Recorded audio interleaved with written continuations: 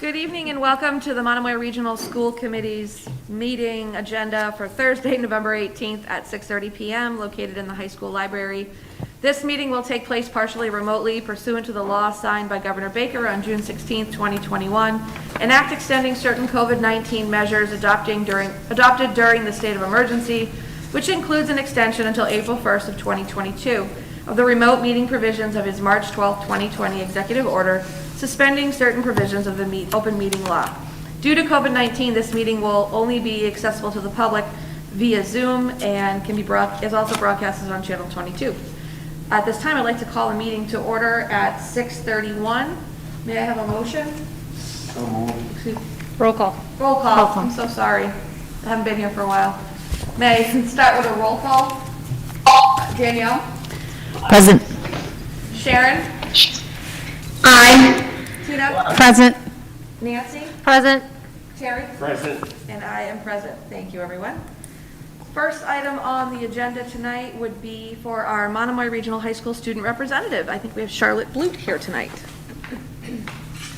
There she is. Hey, Charlotte. Good evening, Monomoy School Committee, and thank you for having me again. Over the past month, Monomoy High School has been packed with sporting events, service projects, fundraisers, and much more. On October 31st, the class of 2024 held a drive-through trick-or-treat in front of the high school, where families with children could drive by to trick-or-treat and get candy in a COVID-safe way. The Monomoy High School Key Club held a similar service project where students in the club collected candy donations. The members then compiled the candy into goodie bags for children in the Monomoy Community Services program. The bags were delivered to kids on October 25th. The Monomoy Sanskrit Club, a creative writing club, carried on their annual tradition and wrote Halloween stories, which they read to kindergarteners and first graders at Chatham and Harwich Elementary School. Joe Malone, a Monomoy senior, was named October Student of the Month by the Chatham Rotary Club.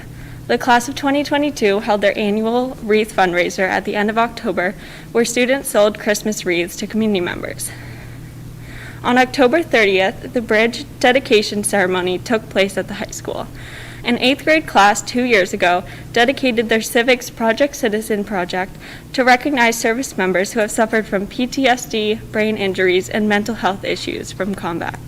After meeting with the Bridges for the Fallen organization, they created a policy to dedicate the Route 137 Route 6 bridge to those service members. The bill was passed in December of 2020 and signed into law by Governor Baker in January of 2021.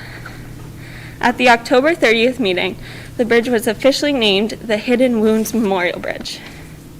The Monomoy High School varsity basketball team held a free youth basketball clinic at the high school gym on November 3rd for kids interested in participating. The unified basketball team packed the stands for their opening game against Falmouth on November 2nd. The Monomoy Student Council held a Flags for Vets fundraiser in honor of Veterans Day. Students bought tags to be attached to the flags, which were placed on the front flagpole for Veterans Day. The money was all donated to the Operation Flags for Vets Foundation in Bourne. The October Scholar Athletes of the Month were varsity girls soccer captain Lexi Hyora and varsity boys soccer player Joao Paxo. The Monomoy Key Club held a winter clothing drive. They collected any type of winter clothing in bins around the school from November 8th to November 12th. The clothing will be donated to families in need for the holidays. The Monomoy Interact Club is currently holding a sock drive. They're collecting socks and toiletries for families in need through December 15th. The annual Breakfast of Excellence, which honors students with academic excellence, was held November 10th in the auditorium to award students for their efforts. The girls' field hockey team had an amazing season, making it to the Final Four in the MIAA Division III tournament. They unfortunately lost to Norwell High School this past week with the final score of 3-2 in double overtime. The stands were packed with Monomoy students cheering them on for such an amazing game. The fall production of Sense and Sensibility will show from November 18th through November 20th at 7 p.m. There will also be a matinee show on November 20th at 2 p.m. The Winter Band and Chorus Concert will take place on December 14th in the auditorium. The jazz band is performing again this year, led by musician Wayne Noss. A Shark shout-out goes to Angelica Velasquez and Amalia Marjolais, 2 senior band members who have been volunteering their time to teach band lessons to 5th graders at the middle school. Overall, it was another great month to be a Shark. Thank you for your time and have a good Thanksgiving. Thank you so much, Charlotte. Any questions or anything? Thank you, Charlotte. Thank you. Very good report. Yes. Have a good Very night. thorough. Thank you, you too. Thank you. The next item on our agenda would be public comment. Speakers are limited to 3 minutes, additional time at the discretion of the chair. At this time, is there anyone in the public for comment? Seeing none. Moving on to reports and discussions. We're actually, if everyone doesn't mind, we're going to flip the first 2 items and do new graduation date, Saturday, June 4th, 2021, presented by Jen Police, and then we'll follow that with facilities. Thank you, everybody.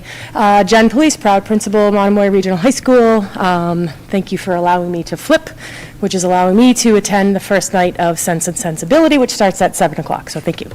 The reason why I'm here this evening is just to have a brief discussion about my thoughts about moving graduation to Saturday instead of Sunday.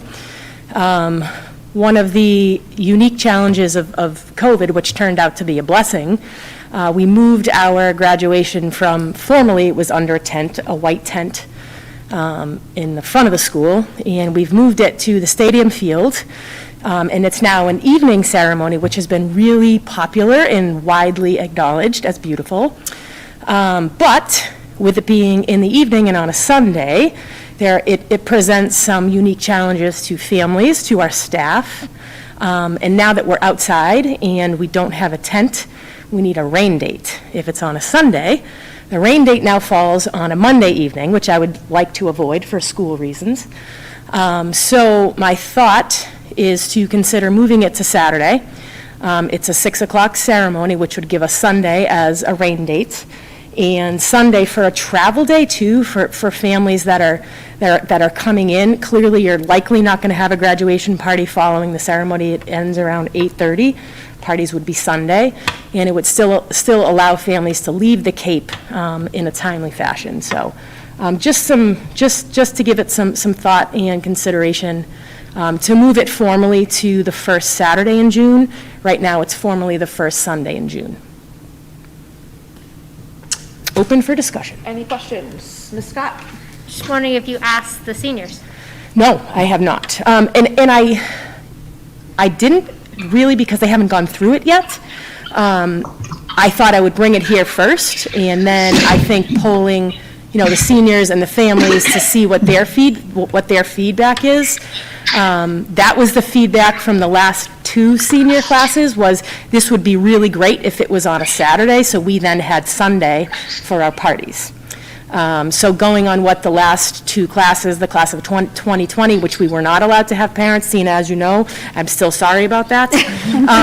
But the families and the faculty that attended last year had some really great some feedback that was wonderful. They said it was the nicest ceremony that they've ever been to. The sun set over the field. It was beautiful. Yeah, you were there.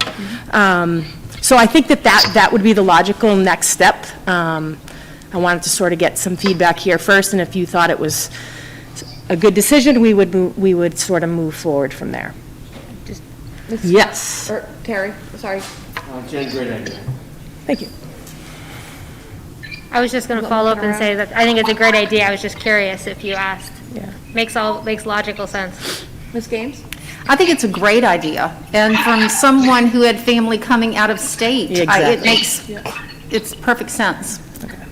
I had one question. Yeah. Friday versus Saturday, because it is in the evening. Yeah. What was was that because No, people are really working, or really no reason. I just, there are some other schools on the Cape that do Friday ceremonies. I was really looking for a rain date, and I was looking for travel. I think if we do a Friday evening, you're now into Friday evening traffic on the Cape if people are coming down on a Friday.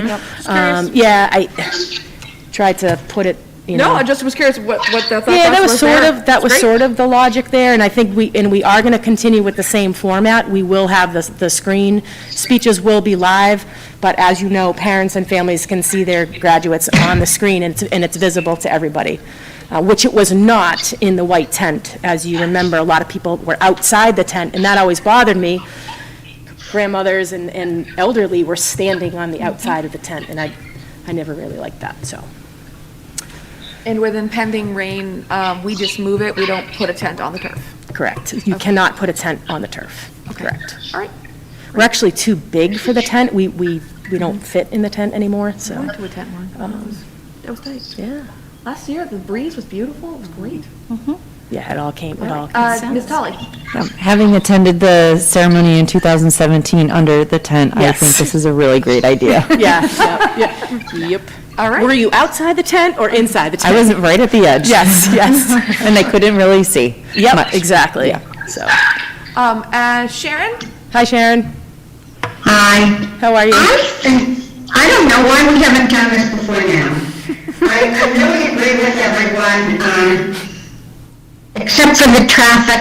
I think that Friday wouldn't be a bad idea, but I love the idea of doing this Saturday. Of course, do you have any idea if most of the kids after graduation do a family event?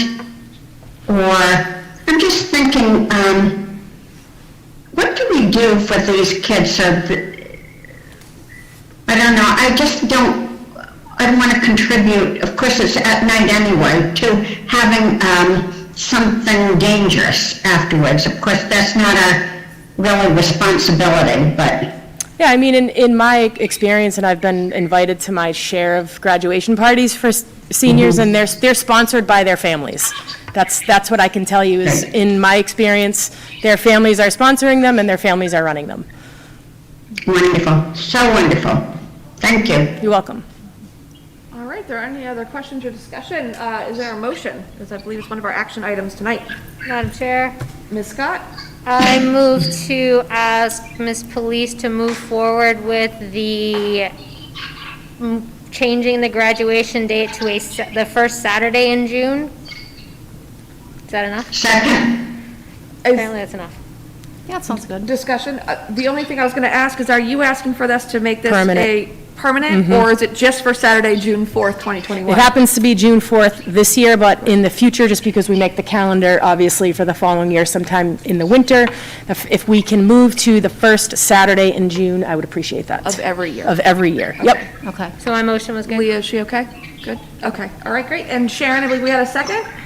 Great, and we'll do Second, yes. we'll do a roll call. Sharon? Aye. Ms. Tully? Aye. Ms. Games? Aye. Ms. Scott? Aye. Mr. Russell? Aye. And I'm an aye. Thank Great. you. Enjoy the All play. right. Thank you. Very good, thank you. Thank you. All right, and next up on the agenda is the facilities lead, Mr. Rick Travers, reporting out on capital projects. All right, Thank you so much for moving for Miss Police. you're welcome. So, good evening. It won't come as a great surprise, I'm not Rick Travers. I'm We're like, both Scottish. yeah, right. I'm like his With warm-up. the same act. birthday, by the way. Yeah. Wow. Isn't that ironic, right? Hey, but so Rick and I have been working together on the capital plan, so I was just going to give a quick overview of the process we've been taking to put together the plan, and then Rick's, the expert on what we're actually doing. So Rick and I, this summer and last summer, we kind of walk the buildings, we create a list of all the items that we see that we want to tackle or that we believe need to be tackled, and we prioritize them using like a little formula, a weighted formula that looks at likelihood of failure and the consequences of failure. And that helps us to prioritize a list. And then we set about seeing how we can start to tackle the list in priority order.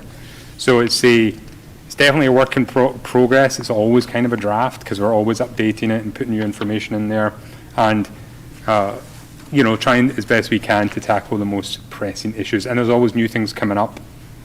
And I just wanted to stress, Rick and I were chatting today, that we've put together quite a long list, but that's not a reflection that there's not been a lot getting done. An enormous amount of work's been getting done, and the buildings are a testament to it. I think I said it's not a reflection of what's been done, it's a reflection of our ambition, and that we want to do as much as we can in the buildings to make sure they're in as good as condition possible and they last as long as possible. And that we have a forward-looking plan, so we're not just making up every year, but that we have a plan in place it goes out 10 years, and so there's no surprises. So with that, I'll pass over to Rick, and, we're both here if you have any questions. Please. Hi, good evening, everyone. Thank you. So, thank you. So Michael's been very supportive with this whole endeavor, because it is quite an endeavor. But once again, I'll reiterate the fact that we do maintain our buildings very well, and I'm proud to say that. Yeah, we have issues. Like any other, you get buildings this size, you're going to have it. But overall, when we get vendors in our buildings, just a little FYI, they show up and they're quite impressed at how we do keep up our buildings. So once again, it's a testament to all of us and the teamwork of everyone involved. And of course, everyone in this room, I've said that before, and I mean that. And I'm proud of that. But constantly, there are things that break, as you well can imagine, right? Every day, there's something that we're tending to. But that's the nature of the beast and what we do. And we're here to make sure that we repair those things, obviously. So there was quite a, I believe everyone did get the list that was put together. And I know it's ambitious, but for instance, I'm just going to dig into to maybe a couple things real quick and not bore you with it. But for instance, our boilers in our buildings all work. Everything works. Our pumps work. We don't have anything shut down where we say, uh-oh, we've got, this is, once again, a very ambitious looking ahead type list of things that, as a district in 25, 30, 40 years from now, we still need to be at teaching facilities and be able to put on the heat and have kids come in and do what they do and learn. So, for instance, everything, we maintain those very, very steadily. So just to know that, because there's a boiler that we put on there to be replaced with the age of it, it's just because we know someday we're going to have to do that, and we can phase it in or whatever way we decide. But at least we're making folks aware that we're on it. We're not going to wait for that thing to break before we say, oh boy, that thing's 40, 50 years old. We should have been on it. We want to be on it. So, like I say, that's quite a list. And we do know, for instance, and I'll jump over to some roofs for the Chatham Elementary and the middle school. We know that we need roofs. My predecessor took me for a ride on my first day and said, you're going to need a roof. And that was 6 years ago. So right away, I've talked to the superintendent, I've talked to Michael about it. We know we need them, and we're going to make that happen at some point. In fact, I'd love that to be the feather in my cap when I leave, is to get those roofs replaced and just sit back and say, well, we probably won't need another roof for another 30 or 40 years, with some maintenance of it, which we do maintain our roofs very well now. And that's a testament that we don't have water coming into these 30-some-odd-year-old roofs. So once again, it's a constant battle, but that's what we're here to do, right? If there are any questions concerning any of this, once again, we know it's a very ambitious, but we feel very detailed list of things we'd like to accomplish over a period of time, years coming. And I think Michael did a fantastic job with that. He pulled me in the room in his office, and we looked at that, and I said, wow, very impressive. So collectively, I feel that we're covering the bases. And ironically enough, and I'll end with this, is that, for instance, the BMS, EMS, which are the controllers for your heating and cooling in the buildings, are updated in the other three buildings. So we're constantly doing that type of work, just to kind of piggyback to what Michael said. So ironically enough, here in the high school is the most obsolete BMS at this point in the district. So we have better control of our heating. It's always a challenge because, some people like it warm, some people like it cool, and there's always different controls that we're replacing, things like that. But just to let you know that we're not trying not to let anything, we're getting up to date with all of these things. So it's a constant challenge, but it's a fun challenge, and it's exciting. So for a building nerd guy anyway. So just before, if anybody has any questions for either of us, but just our next steps around capital, there's two major kind of next steps. The first is finalizing our plan of items to be included in the budget, and that will come as part of the budget, a presentation to you, and we work with the principals and the rest of the administration team to identify those items. And then the other big ticket is, as Rick alluded to, the roofs at the middle school and Chatham. So we are contemplating an application to the Massachusetts School Building Authority for a grant to help us replace the roof at the middle school. So we want to do them, we want to do one at a time. So we do the middle school roof and then the Chatham Elementary School roof. And we are sort of still scoping out how big that project might be at the middle school. So obviously we want to do the roof. The MSBA will also fund, if you get into the program, they'll also fund replacement of boilers as part of the same program. And so we're just looking at whether or not that's the right time to do that as well now. And we also know we've issues around the facade of the building, the you know, the facade of the middle school, some of the woodwork needs updated, so we might try and tackle all that at once. So those are the kind of things we're working on at the moment. The application for MSBA is due in January. They said they would normally open up for the accelerated repair program, which this would be part of. So that's when we'd be looking to submit our application, and we'd be back here. We can't submit anything to them without your approval, so we'd be back here before we did anything along those lines, but that would be, you know, a great project to get that done at the middle school. Questions, Ms. Games? Yeah, I just wanted to confirm, so for the high school, the replaced football field and track, I assume that's the turf. Is that what you're talking about? Yep, Okay. yes. And I guess you marked $1 million in 2027. When was that put in 2014? Was that right? Okay, so about 13 years is about the time. Is that pushing it a little bit? No, I don't think so. So we'll keep it under review, and, you know, it's possible, there are tests you can carry out to check the quality of the field to ensure the right level of bounce from balls, and so when people fall, that's the right level of impact. So we'll keep that under review. And, like I say, we'll keep reviewing this plan and updating it as we go, and if something has to be moved forward or can be moved back, we'll keep doing that until we have to replace them. But we'll hopefully get as much life, particularly out of the field and the track, as possible. I know the superintendent has had experience of tracks and fields lasting much longer, so hopefully that's what we'll get out of this one as well. Okay. May I add to that, please? Mike, please. So the field, that field's in great shape. Yeah. And we do maintain it, but we don't take it to a level of ridiculousness. We maintain it the way that we feel is not overdoing it, because, you know, these companies you can hire, they'll spend their life here just grooming it, and we found that with what we've done, we get it groomed twice, 3 times a year, and then we maintain it if there's a tear. Our field is in great shape, and we had this conversation with the superintendent recently, and we walked that field. Our field's in great shape. We're either fortunate for whatever reason, or we just do enough to maintain it, or people take good care of it, because we have very few tears. The track, of course, cracks with the sun, and we do those repairs. But overall, just so you know, we're in great shape. I don't feel, but it's just, once again, like we had talked about, we know that there will come a time when that will just be necessary. Not because of neglect or anything, just because of the years that are put into that field. That's all that. Yeah, sure. Yeah, one of the challenges with that is that they don't actually degrade at the same speed, so you might have problems on the track and not in the field, but you don't want to be replacing one without the other because there's so much construction, you don't want to damage one. So trying to get that, approach that project in the right way so you maximize the life of both of them, but you don't have, you know, a track that needs repair for too Okay, long. thank you. Dr. Carpenter? Yeah, so what I've seen happen with turf fields, having put in one now almost 20 years ago, at another high school, where you have, let's say, your field hockey goal or your lacrosse goal, you'll have your goalie will have this relatively small area that they're moving in. You know, those spots might wear out, and you do have the ability to go and, you know, sort of like surgically replace a section and actually extend the life. So much of that field isn't getting that same sort of, like wear that, because you're having somebody constantly there. So, so I do think that we can, if we do this right, see us get some maximum life out of the field. And as it is now, even where, a lacrosse crease would be or a field hockey goal, we're not seeing, excessive wear. So we're in good shape right now. With Scott? Yep.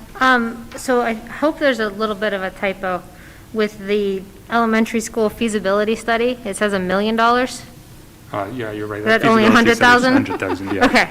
Although it may be more than that, but yeah. Okay, and then my other question is, are these fiscal year goals? Yeah. So in FY '22, these are what's already been in the budget? So, yes. Okay, so we're looking for, at next year's budget, we're going to look at the FY '23 column as your ideal? Yes. Okay. Although, as I say, we're still reviewing it. And Right, updating but as we go. There's a couple I of just want to things make sure I'm outstanding. looking at the Yes. right columns. Yeah. And then I just want to, again, I think the list is fantastic, and the the methodology that you use to bring it in and the calculations to figure out what will be going and what needs to be replaced when, I think is just an excellent process to go through. And as always, Rick, I love your enthusiasm about our buildings and how much you Thank love you. them and And you I take love good being care here. of them. Thank And the you. custodians do a great job here, so. Thank you, and We have a great we'll keep team. doing our best. Yeah. I promise you that. Mr. Thank Russell? you. Thanks, Madam Chair. Vice Chair. Your chair for the I'll night. withdraw that.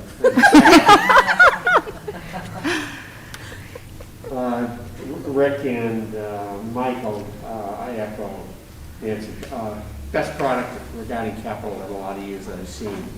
What's the scary part? It's my memory, and I could be wrong on this, that the last several years, we took a round figure like 200,000 for Chromebooks, and that fell into our maintenance budget, and it was kind of like manageable. Obviously, the first year, 22, I looked down the column, and that's kind of doable, but obviously, you're looking at the areas where, absent the middle school in Chatham, which hopefully will get some SBA. building committee money. Yeah. The others will present some issues with a year or two notice if we wanted to really do them, because it's going to impact our budget to Yeah. come up with this money. So I'm all for the high school turf field being put off until As far as possible. Yeah. You'll be here, Terry, don't worry, we'll see it. Ms. Games? Yeah, I just wanted to comment, kind of feeding into Nancy's comment about your enthusiasm, Rick, and Michael for that matter, because I think what you've demonstrated, like when we went through COVID, when that first hit, and all these other schools were in a panic with their ventilation and all these things happening in their buildings, and they couldn't open, because you care so much, and with what we're looking at tonight, this is why we were so quick to be able to open our schools. So thank you for your enthusiasm and for everything that you put into your work. You're welcome. And of course, I have a lot of support, and it's not just me, as you all know. I appreciate that so much, but a lot of moving parts that tend to work together very well. So thank you. Just know that when something does break in this district, because this is something that is so important to share. Once again, I may have said already, but I think it's worth saying again, we repair it. We don't shut the light up and leave the room, we repair it. And that's where the maintenance budgets, maintenance of equipment, maintenance and building budgets go. So I feel confident that we have buildings that work, and they may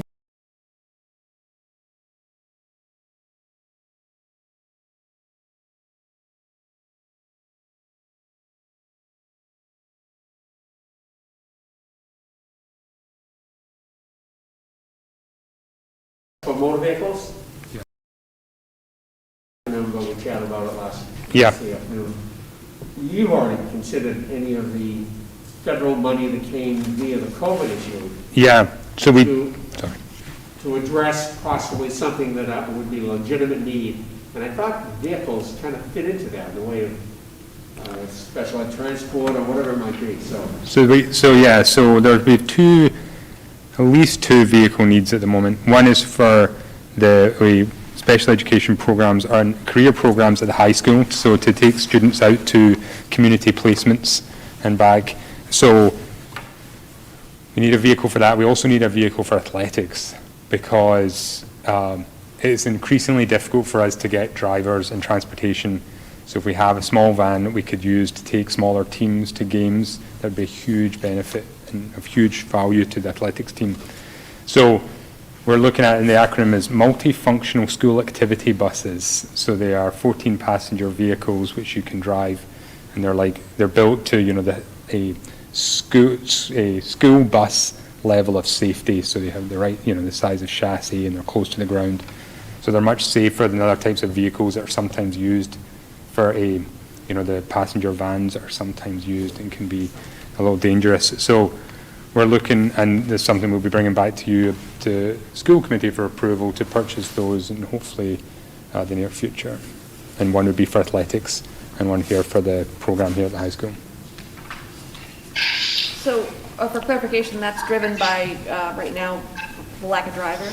One is lack of drivers and efficiency for athletics, but also we have a vehicle at the moment for the the programs here at the high school, but it's beyond its, it's nearing the end of its useful life. It's still there, but we have a couple, we've got a couple of vans.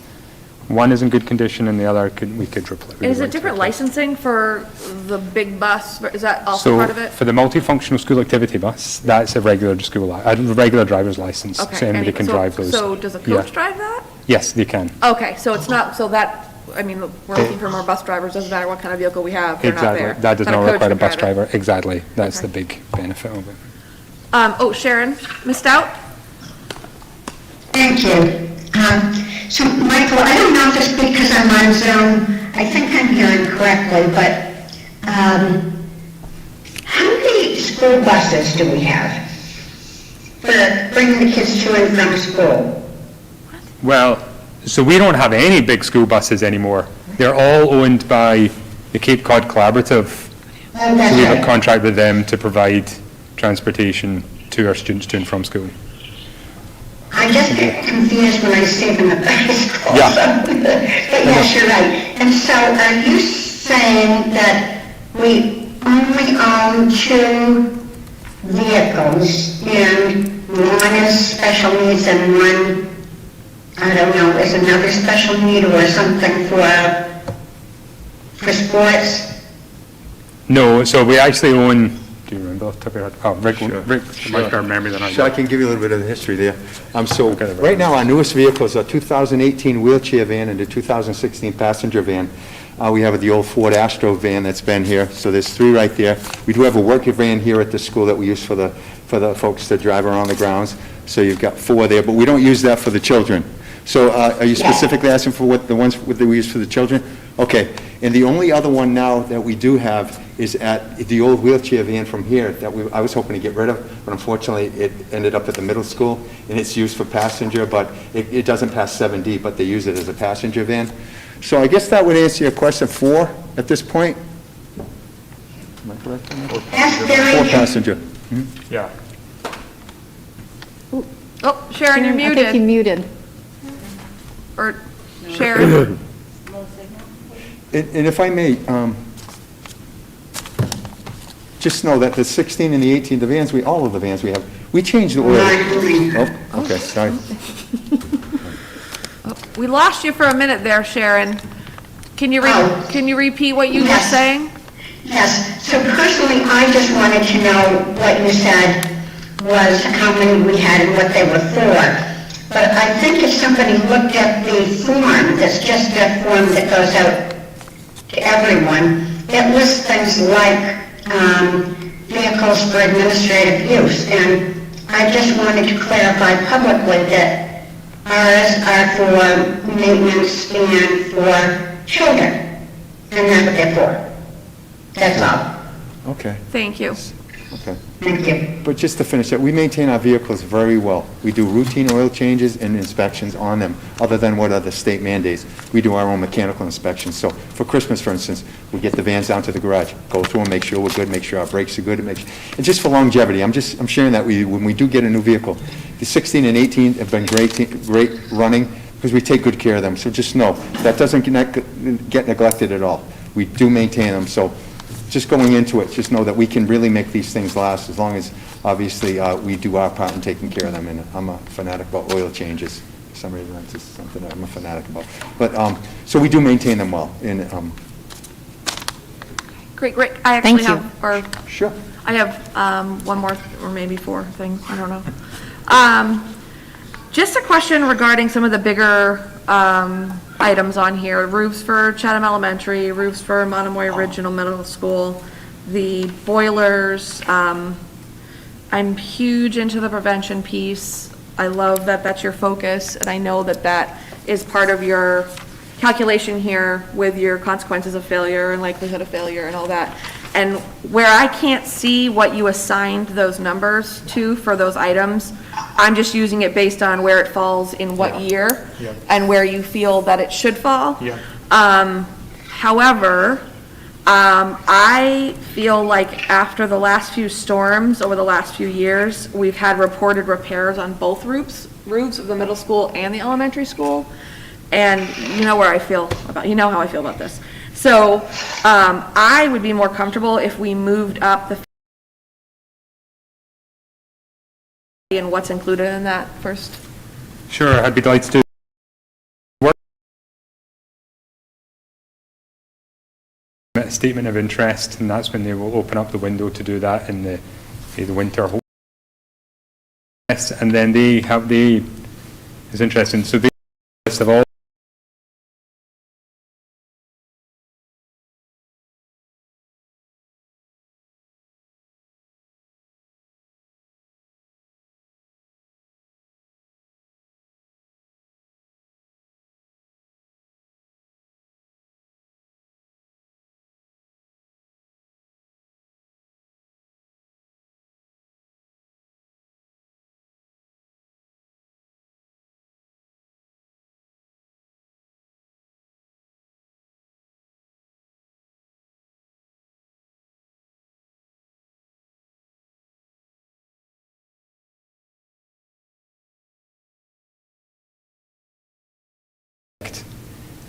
and to determine the budget for the project, and then we will need to get local approval. So for us, that would be the school committee for the funding of the project, unless so provided we were just doing it within the district. So we would need to get funding.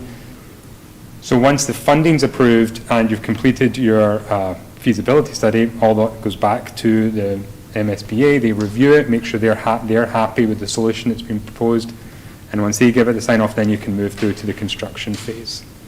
So it does get sort of stretched out the process because there's lots of kind of decision points that have to be made. You know, you have to make certain, you guys have to make certain decisions, and an MSBA has to make their decision as well. So that kind of tends to stretch out the process. And does that go out to bid, or you get assigned the construction contractor?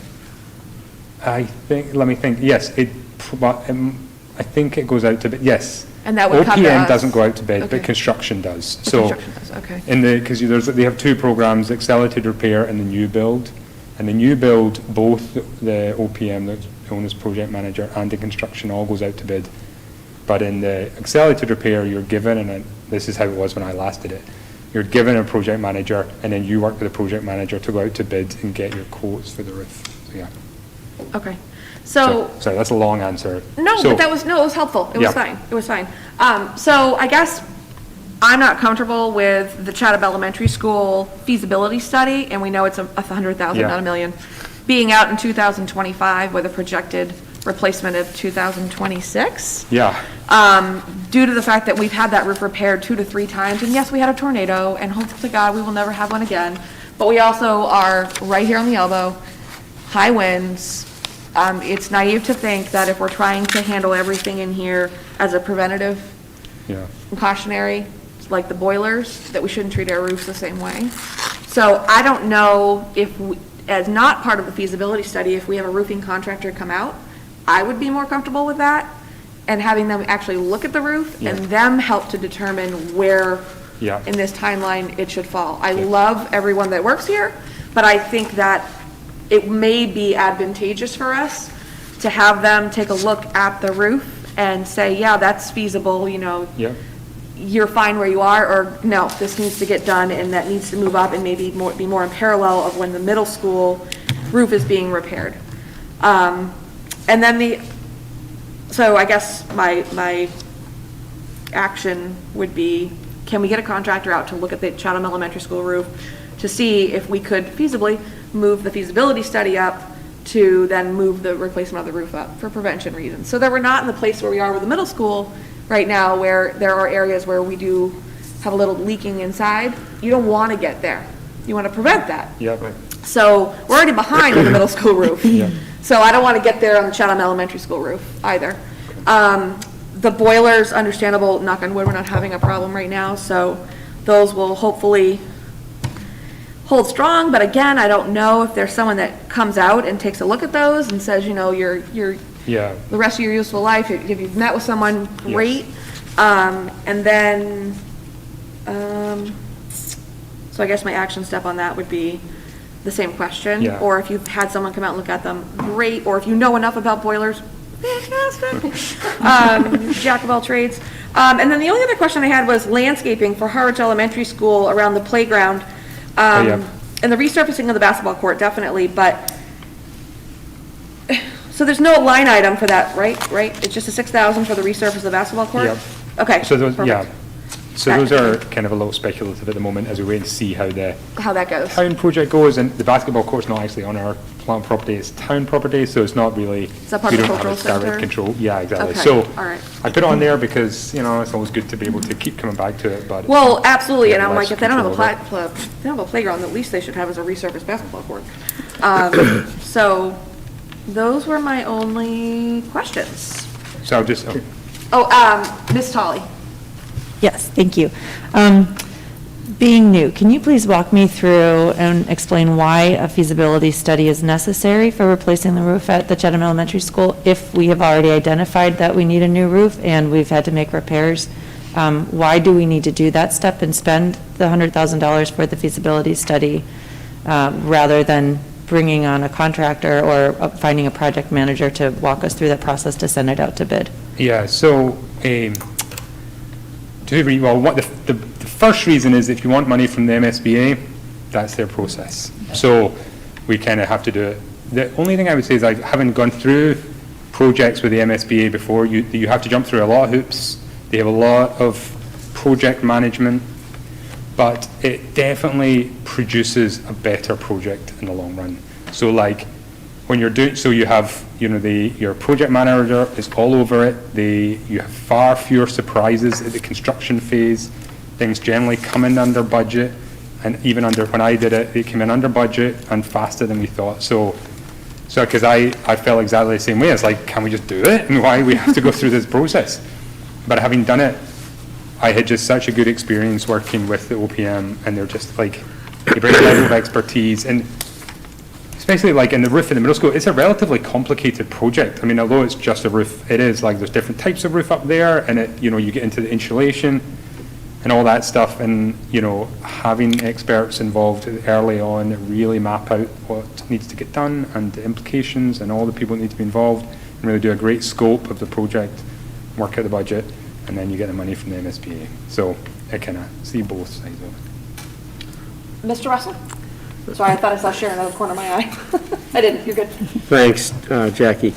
I'll follow up on what Michael just said, and it could be a cautionary tale, and it is complicated, and I echo what Michael said. The benefit is, for example, somewhere around with pennies, the MSBA gave us about 51 cents on the dollar for this building. So clearly you want to do it, absent doing it yourself.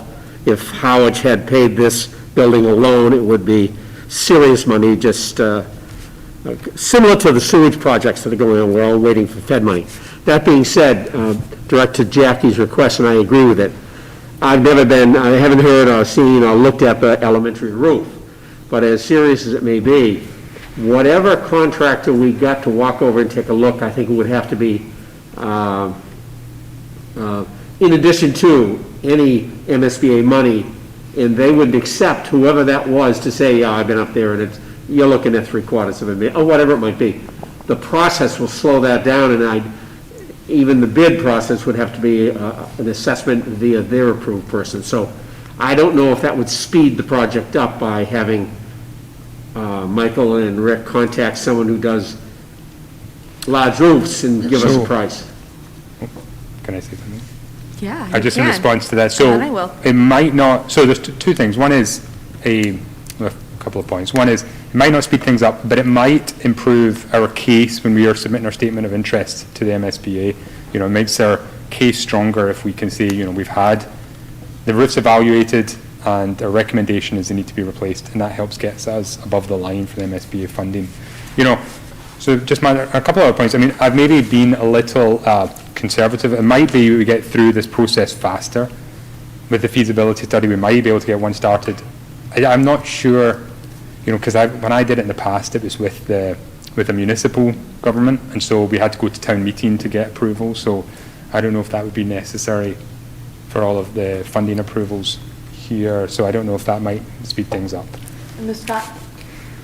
You may have said this, and I apologize if I missed it, But if we go to the MSBA for the new roof on the middle school, can it be a Monomoy project and do both roofs at the same time?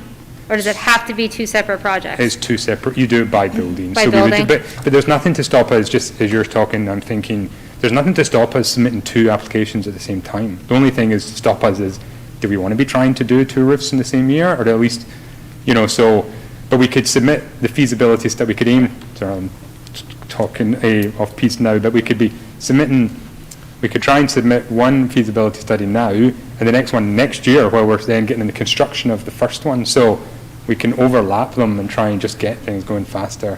And the last thing is, there's a possibility we won't get in the first time round. So that just makes it more worthwhile, really doing our homework and making sure the worst roof's going first, but also getting in earlier, because if we don't get this year, then, and the MSBA's just say, just keep applying, because you'll get eventually, and so we just keep applying. And so that was kind of my point. My point was that this timeline is based on us. Yeah. And what we're projecting with no other input. And you have this feasibility study out there, which could delay you another 2 years. So I just feel like the Chatham Elementary School is way too far out there.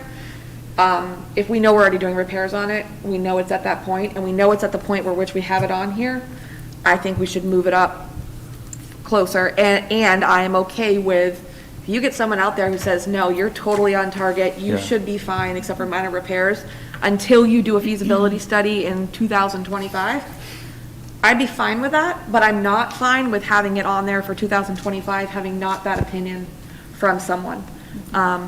I understand the feasibility study will elongate the process. That's my point, that it should be pushed up farther on our calendar, so. May I add, please? I'm Absolutely. sorry. One more question. Oh, sorry, Ms. Gaines, and then Rick. I just wanted to say, I agree with what you're saying, Jackie. I do think we should move that up. That, I would agree with you. I have a quick question, because I know this has been on a wish list a couple of times that I've seen, was the press box. I'm trying to see where it was. Let me, and I guess it's slated, or you've got it parked for 2025 for $80,000. Can you tell me who exactly will be using the press box? The athletic Because we only program. have a couple of media, so I guess I'm wondering, is it also for the, our video? Are our kids So, that yeah. do the live feeds, are Yeah. they going to be using the press box as well? They definitely could be, yeah, I think that's part of the plan. Okay, because athletics program is I just very wanted to make keen sure on I getting- understood that. Yeah, Because we really So- only have like a couple of media folks, so, but it made sense to me, yeah. Dr. Carpenter? Yes, Yeah. so press boxes, I would say, maybe the outside media is probably rarely using it, and it's more, it allows our school and the opposing team an ability to go and have an elevated position to film the games. It also allows you to have, schools with press boxes have announcers at games to, because they can actually see what's happening on the field better. So you have that, oftentimes the biggest cost of the press box is not the press box, but under ADA, it's being able to get somebody with disabilities up to the press box, and that's usually your biggest ticket in having a press box. Yep, okay, and that's fine, because I've been at many a games where it's rained, Yeah. and all of that equipment is like exposed Yeah. to the elements. So I was just curious if that was part of the idea. yes. Okay. Rick, did you want to say something? Are you all- Please, I just wanted to Yeah. real quick add Just about the before we get roofs. off topic. Yep, the good news is that after the last big storm we had that actually shut school down, we didn't have a leak in any of our roofs, because the superintendent actually, prior to that, one day was taking a walk through one far part of the middle school and said, hey, what are we going to do about these roofs? We know it's an ongoing battle, and so he brought it more to my attention, and so we brought a vendor in who made some repairs up there, and very dedicated, very committed, and I love that about them. And we didn't have any leaks, because that morning I spoke with Rihanna, who was our lead there. I said, how are we doing? Because we only know after the storm, right? She says, believe it or not a single leak. So we're making some good headway to keep our buildings as dry as we can without keeping that water out. So just know that, we're not falling apart here, it's constant, but we're still doing and maintaining And then the other thing is the boilers. We do have, Bosco Industrial comes in and checks our boilers. As soon as we get that funky weather where it gets cold and all that, you need them, you need those boilers. But recently, we've had this funny weather, right, where it's been warm, cold. So we definitely, when we have those tested and everything, we have to have a load on them, which means, of course, we need it to be cold outside. Always ask the question, how are we doing? They're great. Let's them. So just an ambitious, but we know someday the word's not going to be, we're doing okay. So that's what that's all about. So, but we are really, and I would tell you if we had some bad news, I'd share it with you because you need to know. But overall, and I'm keeping my fingers crossed with this, we're doing pretty well. So, Thank you, Rick. you're welcome. Ms. Tolley? Thank you. Related back to the press box, I was wondering if in light of the decision to form or move forward with having graduation and on the field, if that impacts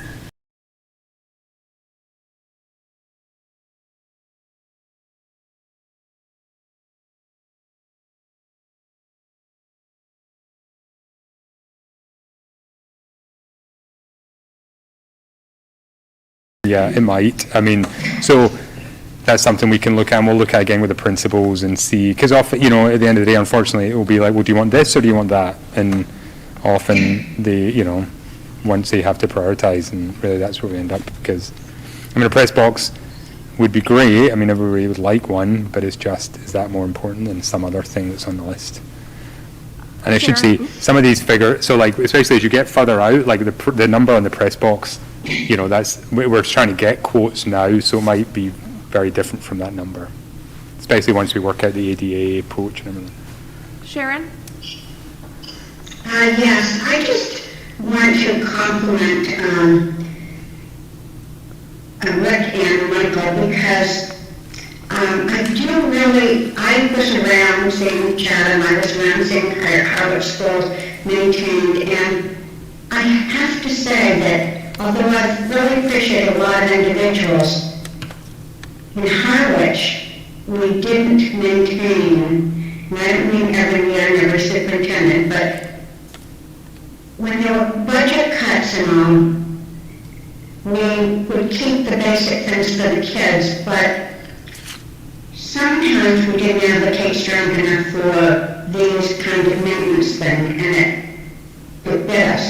And so I just can't tell you how happy I am to hear this diligence and the projection out for numerous years to plan that it will be done well.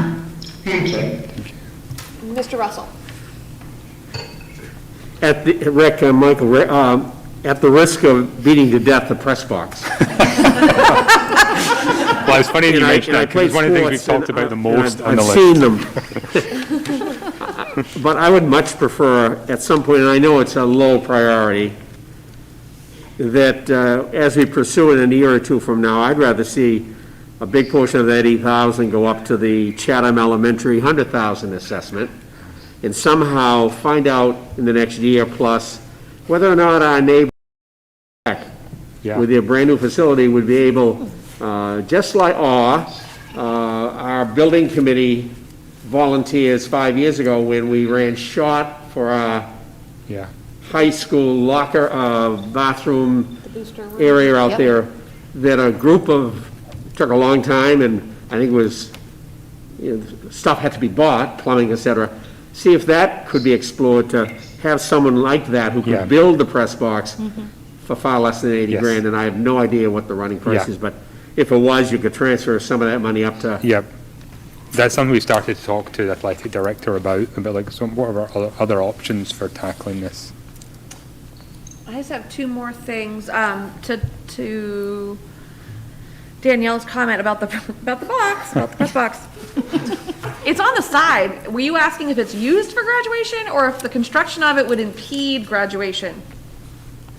I was trying to, I guess, put out there that if we are going to have the graduation be there every year, if how it would be used for graduation would make it more of a priority to get it up and running, to have a seamless, a good quality ceremony. So the press box is on the side of the field, would be on the side, not and the graduation goes end to end.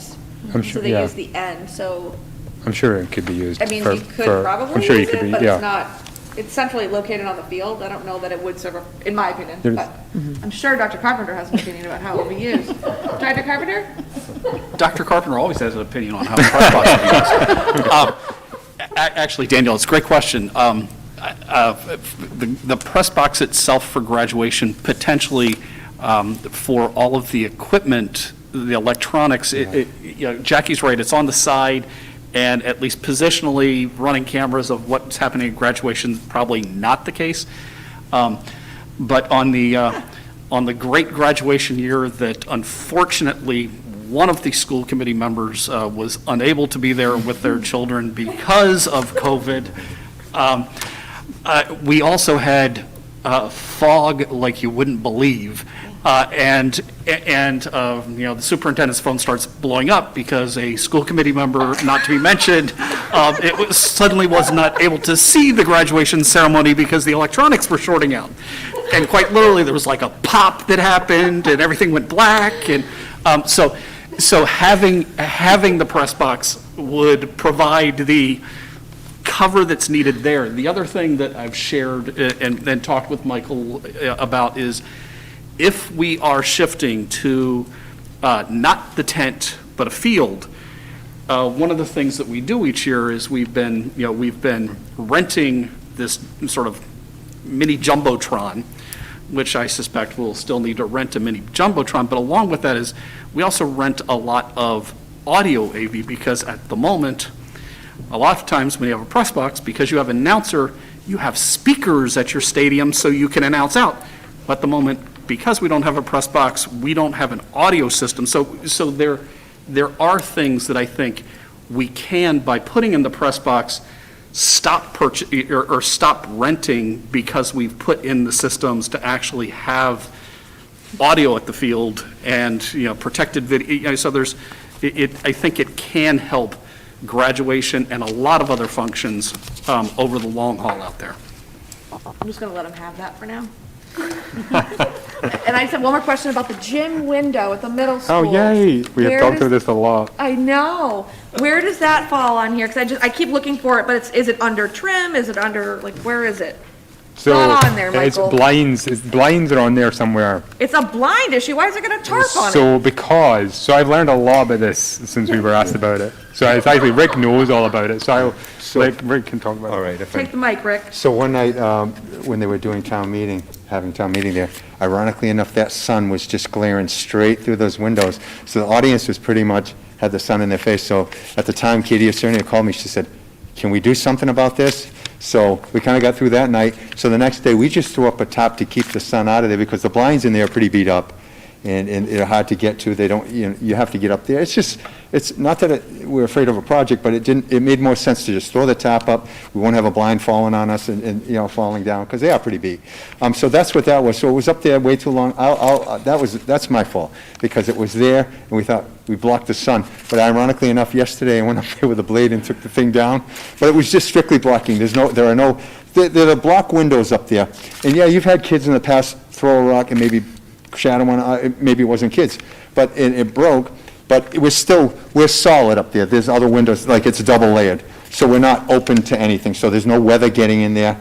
So you've got those little block, you know the ones I'm talking about, the I small? could care less that there's a tarp there for cosmetic reasons. I thought a window was broken. No, there's no, gosh. Trim was Fire leaking. me if Rick, that's the case. Leave the No. tarp up there. No. Keep the people at town meeting No. happy. That's Strictly fine. sun. That's the best news I've heard all It's day. strictly sun. We do, Wow. we have blinds, there are blinds there, but Great. they are a little difficult, so we are looking at replacing them at some point. Got it. Okay, that makes me feel so No much better. broken windows. All right. Any other questions or discussion? Okay, moving on to the next Thank comment. you very much. Thank you guys Thank you. so Thank much. you. It was great, Really Rick, appreciate it. as always. Thank you very much. Thank you. Incredible. Always a pleasure, Michael, and I mean that. Thank you. incredible. Thank you. Thank you very much. Thank you so much. Thank you. All right, let's keep it going here, people. Item number 3, update to international students trip 21-22 as discussed at our last meeting. Dr. Carpenter, take it away. All right, so we'll try to be relatively quick here. So this is sort of like a continuum of who's ready for prime time on international travel companies. So the Balkan trip is going off in February. Rustic Pathways really doesn't seem like that they're going to have things at the place that would make, I think, me or those here, the Balkan trip. So we are going to be postponing, or the Balkan trip has been postponed till the following school year. In your packet is a World Strides, which is the Costa Rica trip. I would say it's. I'll talk about my concerns with where they are and things that I still want to process with Mr. Burns and Miss Police on it. And then there's the England trip that's going out through EF Tours. EF Tours, I have my full confidence in, and so EF Tours online has an EF Tours COVID care promise. And I feel sorry, I would apologize to EF Tours for the superintendent getting into the semantics of wording, but sometimes getting into the semantics matters. So they have a really clear thing laid out saying, if a traveler is diagnosed with COVID while on tour, and they list everything that they will take care of, including lodging and meals, making sure there's that there's support from for the traveler, assistance in connecting with healthcare, translation services, communication between the traveler and the family back home. They will arrange and pay for flights back home for the traveler if the traveler has to stay beyond the tour date. If the traveler or in the case if parents wish to join their child while their child is convalescing or having to wait before they can travel back, EF will pay for the parent to fly over there. I mean, so it's so it's all very clear. EF, where the superintendent was dealing with the semantics on this, it said, their statement said, if a traveler is diagnosed with COVID-19 while on tour, EF will provide or arrange. And of course, I'm like, why or? And they were very clear in writing back to us that that they pay for it all, and so you have EF on that end of the spectrum. World Strides and EF's promise in writing goes through September 2022. So our tour will have gone and come back by September 2022. World Strides, my concern here is that it's travel stuff that they have goes through March 31st, 2022, and our trip's in April. So everything that they provided here is subject to change, and the things that give me maybe the most angst, and I think some families' angst, is you have a bullet down here on reentry testing. So so they're well aware that people are going to have to get tested before traveling back to the States. So so all these companies are requiring that our travelers are vaccinated to be part of their tour. But there's this reentry testing, and that's that's where if somebody's positive, then they're going to be overseas. Who's paying for that? So there's a so on the second page here, there's an illness on program, and they indicate here that they will cover up to $2,000 per participant for lodging and meals. But you and I both know that lodging and meals may be the cheapest part of the travel. It's the airfare, and there's nothing in here, unlike EF, that's very clear that they'll pay for the airfare and pay to have somebody come out.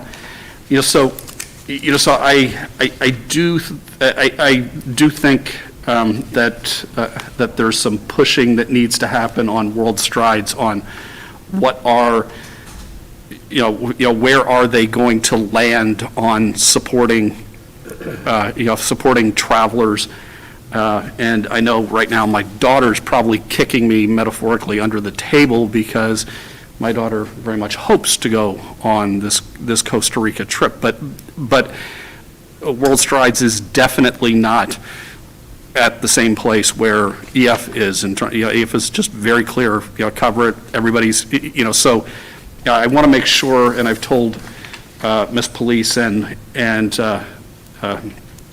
Barnes and Mr. Burns that we need to be very explicit with families that, that about that testing to get back in and what that could mean. For EF, it's very clear. Your child's overseas, they'll send you over there to be with your child if they're going to have to be there 10 days. The plane fare's covered. World Strides, I think if families do send their children, we need clarity in writing from World Strides what this is going to look like after March 31st, 2022, and then what are those protections for the cost of flights, cost of lodging, all that. Ms. Tolley? Have you had a conversation, or has anybody had a conversation with World Strides to explicitly ask when they will be updating their policy to cover travel beyond March 31st? I know that Mr. Burns has been in communication, but World Strides, I think, in even one of these emails to them, they're still updating. They're still updating it, and even on the first page, they say they're updating things in the upcoming weeks. But there's more that's needed than what's in here. Have they acknowledged that when it relates to our trip being after this date that their policy is currently covering? I think they know, and I think in one of the emails to Mr. Burns, it's or he's emphasizing to Leah that that this is his communication with them is that this is only through the 31st and this is subject to change. So I think I want to see more before we say this is where we should be going. Mr. Russell? Thanks, Madam Chair. This is really an opinion of mine, and I don't have an answer out of it, but, and it's probably a year too late, and we didn't have ephemeral powers to read into this, but there are categories, and I'm not even certain of this. For example, a number 4 country area is seriously high infection rates, Scott. And I know we've, subject to some, if we get to be 80% in our school, we might be considering taking masks off. I heard that somewhere. That's kind of a clean cut to me, as a parent or whatever, to reentry testing. We'll bring your wife and fly her over. As a school committee, during what we're now seeing as an increase, if this continued, and it may not, I'd like us to consider there's going to be a hold on these foreign trips with the categories of whatever they are. 1, it's clear to go to, once they reach a number that is whatever it is, 4, it would certainly get us off the back of, well, we need to call now, because the pre-departure testing, personally, I don't think I'd want to fly over to Bosnia for 10 more days to take care of one kid out of the 15 that got ill. It's an opinion. I don't know how you'd set that up, but for a small group of kids for the next year or 2 or 3, if this pandemic continues, as a school committee, I think it would be a lot easier for us to just say that category 4 is we're not going to have our kids go there. And the kids will get, those that are going, a handful, they'll get over it for obvious reasons. But I just wanted to say that. Ms. Games? Well, another concern I have, if I'm understanding this correctly, so let's just say one student has a positive test, but if you're quarantining, it clearly says if you're, the roommates, people close to them, it might be the whole group being held back, and what happens then? Yeah, Tina, I've 3 holes I'm seeing. Airfare, huge hole, which we kind of thought might be covered, and a chaperone, and a parent would be sent, but now that's not happening. Chaperone, it's saying it's doing $2,000 per participant for lodging and meal expenses, which we know is just only a part of what those expenses are going to be. but they're not saying the chaperone. So now who's covering the chaperone's expenses for them to stay with our student? And then also, yeah, that last paragraph about contact tracing, it really leaves it wide open. Identify roommates of the participant experiencing symptoms and any others within the group who may have been in close contact. Then it goes further to say those identified may be required to quarantine, take a COVID test, or in some cases do both, even if they're not experiencing any symptoms. And World Stride will help to coordinate quarantine testing of any individual participant. So you could, I mean, hypothetically, they're all exposed. They're all on a bus together. That, I mean, it's in black and white. They're all going to have to stay there. So, and then I saw Mr. Burns' email on the back also. Regarding the through March 31st, what's our cancellation policy on this trip? So if all of a sudden on March 31st, they change and it's stricter, or they don't change and it's the same and we still have all these holes, what kind of money are these families getting back for this trip? Because I don't feel like you can wait till March 31st to decide if these are going to change for better or for worse, to then find out you're not going to get any of your money back either. So they really need to keep that in mind when they make the decision for the trip. Just my observations. And my games. And my last comment goes with, I agree with what Terry's saying. I think it's unfortunate, but I do believe there are certain trips we may have to just park for a couple of years until we get through this, because I just see too many holes, I see too many risks. It's unfortunate, but it is what it is. And I'm sorry, Dr. Carpenter, this is World Strides. This is for Costa Rica, and London is... That's Costa Rica. London, sorry. That's what I mean. This is Costa Rica. That's Costa Rica. And London is EF Tours, which is crystal clear that they're covering, you know, they've got people covered, and their EF COVID care promise goes through September 30th, 2022. So, you know, so it's that promise isn't going to change, and it doesn't leave us with something that's going to, you know, potentially be, you know, here's a promise that goes through March 31st, but the trip's going off April vacation. Ms. Tolley. I wonder if there's some sort of hybrid to explore between what Terry brought up and what Dr. Carpenter is illuminating, which is it seems that EF really has it together. It's a company that is really ensuring that families and students can feel safe while traveling. On the other spectrum, the rustic pathways, for them to not have their act together at this point for international travel for a group makes me think that should be a company that we should just write off and not consider doing business with. And I wonder if there's something that we could say or we could determine that if we want to do international trips, then we work with EF Tours exclusively through the pandemic, because they are demonstrating that they really are providing the, what's it called? I'm sorry, I'm really struggling with my words tonight. I've had a really long day. They're providing the Services and supports. the requirements and the promises that really make us feel safe and like we can put this forth to the families within our district. And I know that what you just said, that their COVID care promise is only through September 22nd, but I wonder if the Costa Rica trip might be able to pivot to do a trip with EF Tours instead of this company. So that was just a thought I wanted to offer. Great, thank you. That's a great idea. Any other questions or discussion, Dr. Carpenter? I might have mentioned this at the last meeting, but just, you know, just sort of to put the world in level 4s into context. You know, technically, at the moment, I'm not suggesting, you know, that this is go with World Strides because of this. Yeah, I think the last time I looked, Costa Rica was level 4.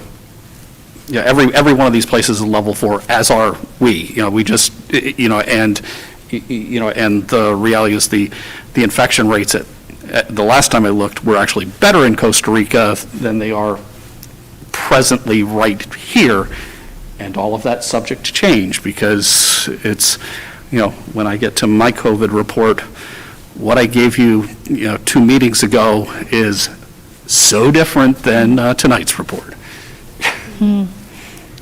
Great, thank you guys, very insightful, and we'll have another update for international students trips on our next agenda for our next meeting.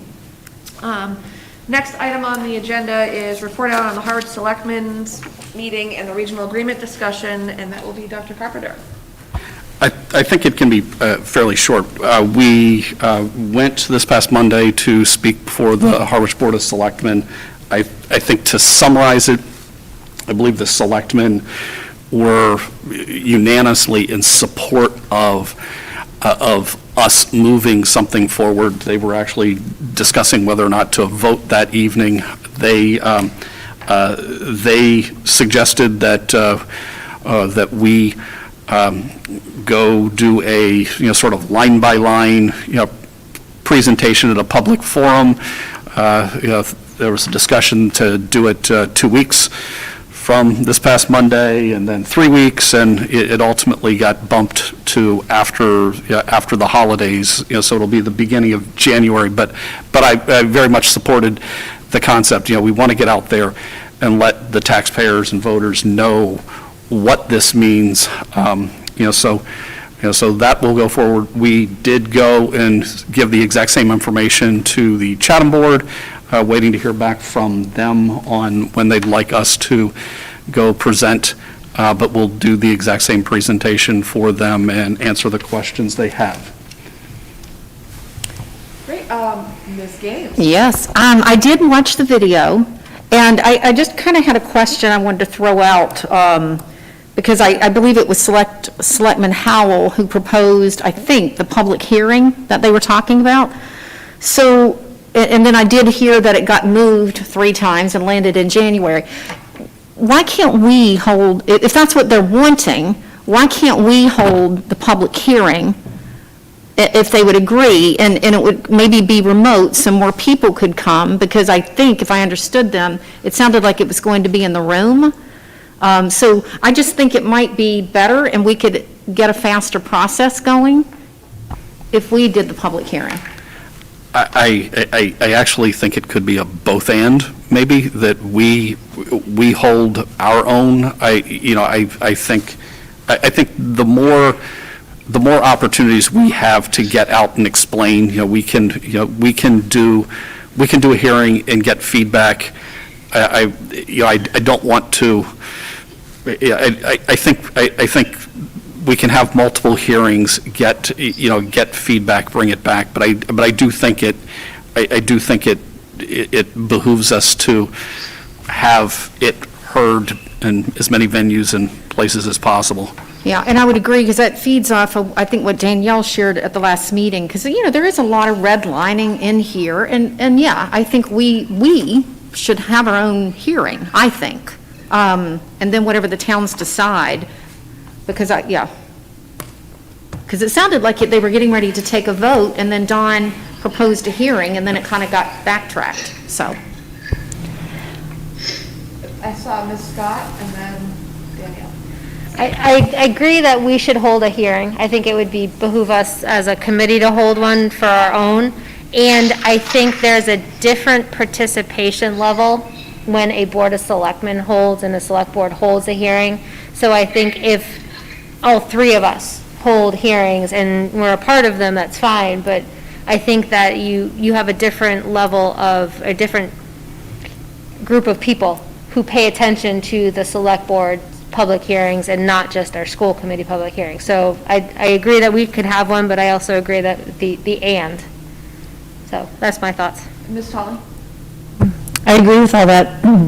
Excuse me. And I would encourage us to, before we start having public hearings, whether it's the select board of either town or us, I think it would really benefit us to come up with some materials, some public-facing documents that we are all using, so there's shared language that is being echoed at each of these forums.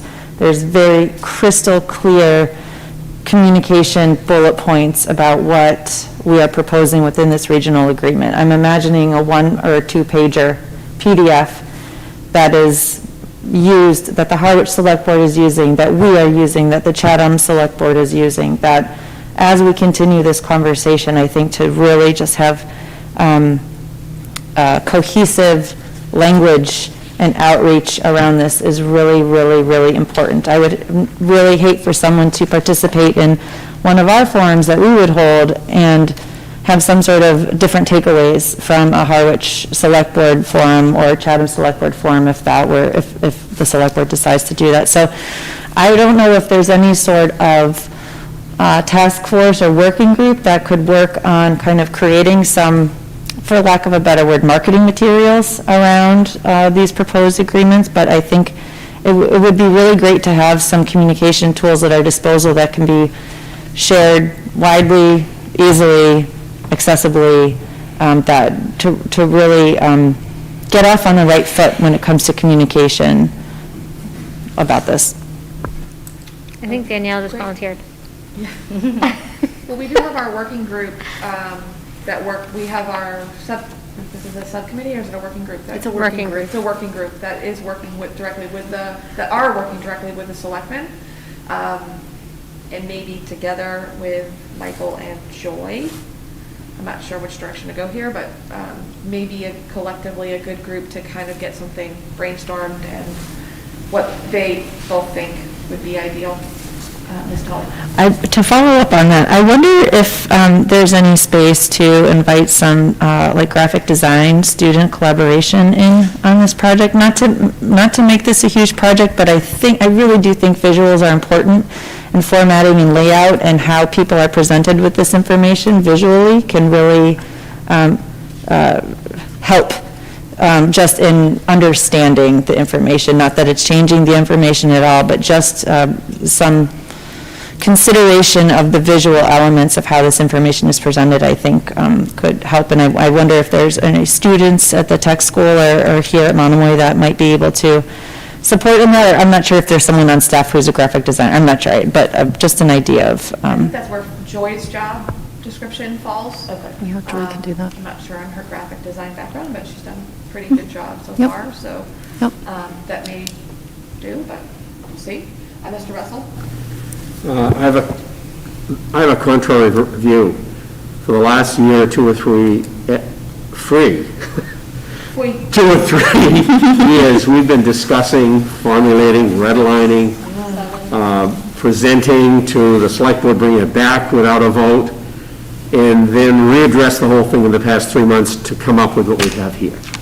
Not disagreeing with the fact that this is a complicated redline. Where does this all, as someone said, it makes your head spin, even those of us who've kind of married to it. We took a major step about 2 or 3 weeks ago, quietly, by sending over to the Board of Selectmen in Harwich this document, with or without a video or an explanation. I think it was something. And they had a hearing on it last Monday night. I listened at home, and other than the town manager who had a question for a delay regarding the non-financial issues, Article 9 and 7, and he was echoing a need for a forum like Mr. Howell. Their chair was saying, we need to have, my sense was, all of them agreed with this document.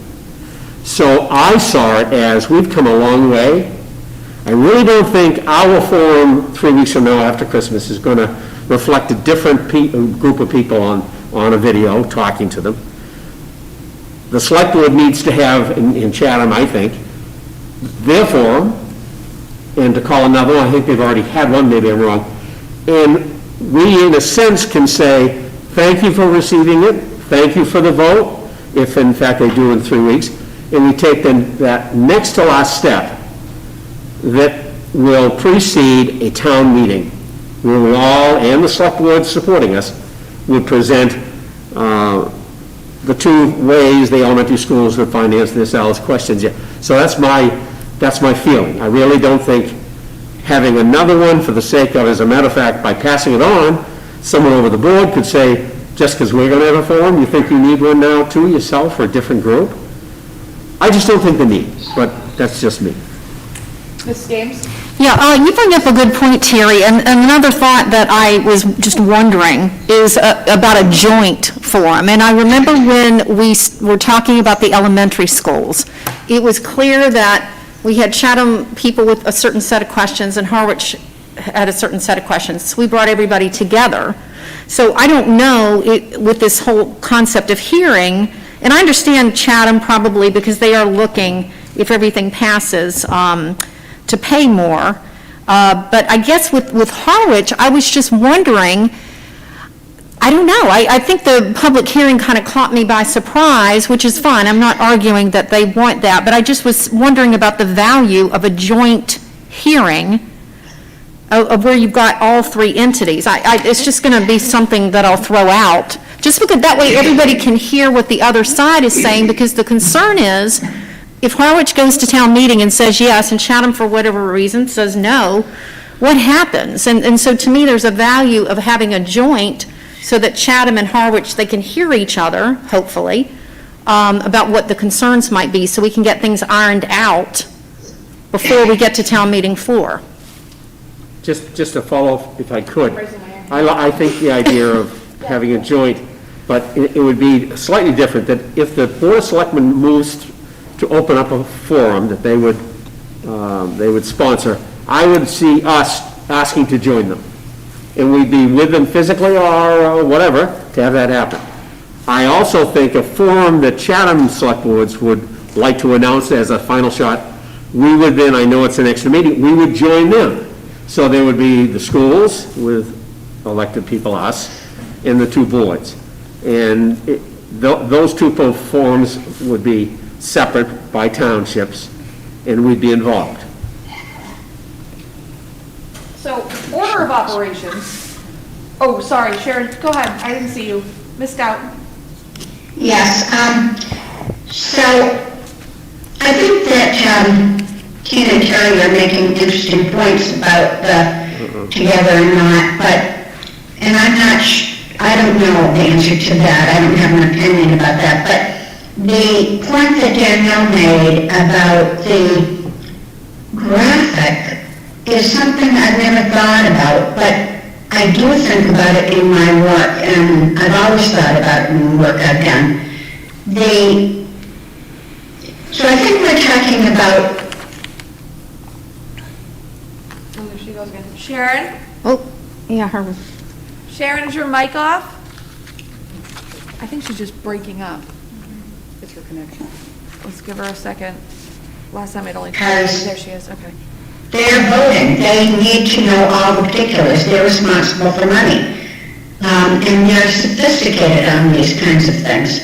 So we need to know this, they need to know that. But if we're sharing something with the average person in town, I'm not saying keep it from them. We could have a copy at both libraries or something, or on our website somewhere.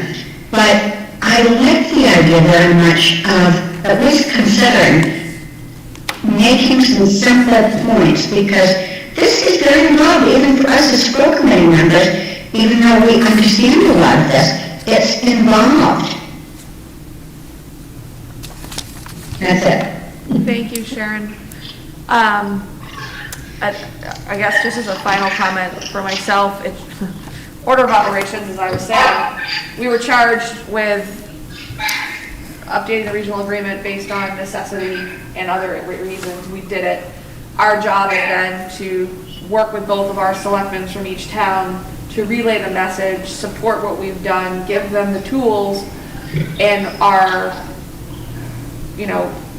rationale for what we've done and how we think it's going to work effectively, and have those conversations with them as a board to a board, and then they take it as a board and we hope that they support it, and if they don't support it, then we talk about it and we fix it or whatever, and we've done that with both towns. And from what I can gather right now, we have both towns' support for the changes that we've made. So for me, I feel like we've done our due diligence, because we have been working on this for, this one's like 2 years, I think, maybe 2.5. We've had multiple, I can't even, on how long it's been out there. People have known what we've been working on, how many times it's been brought to town meeting and all of that. I think it's beating a dead horse at this point. But I think finally it's working, and we've got it to our selectmen, and everybody's kind of on the same page. We've got something that's working. And I think now it's in the selectmen's hands to get out to their voters and to have that forum with them and have those questions where, like Terry said, we attend one or the other for other questions because we're putting it forth, I absolutely support that, but to create something else as a forum that we run, I just don't think it's necessary at this point. I think we've done a good job so far.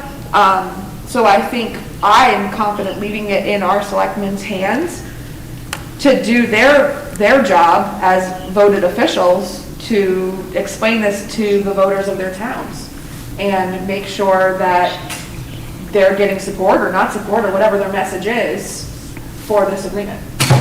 Dr. Carpenter. There was one,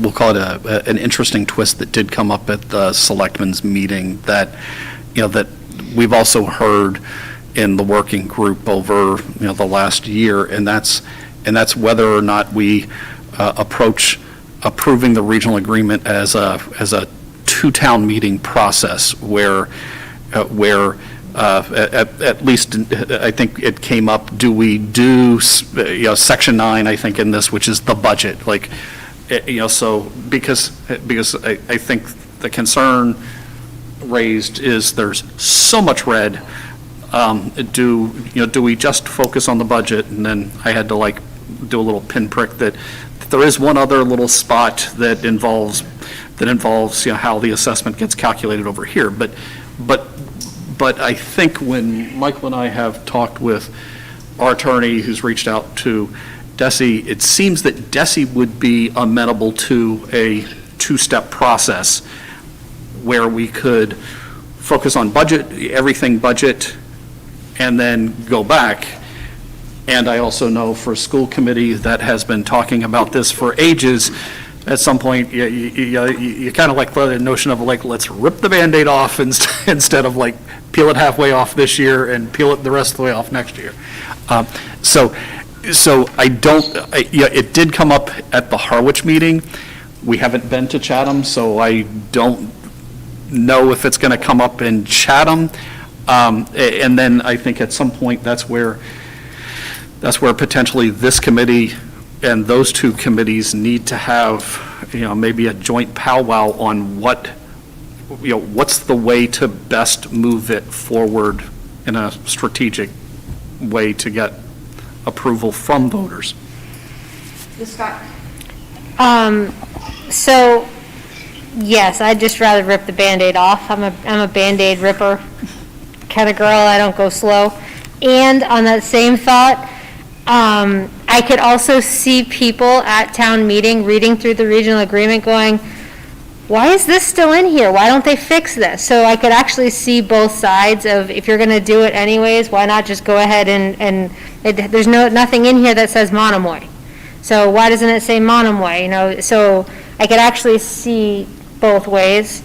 And I also I agree that I think we're at a standstill at the moment until the Chatham Select Board has their discussion about it, just like Harwich just had.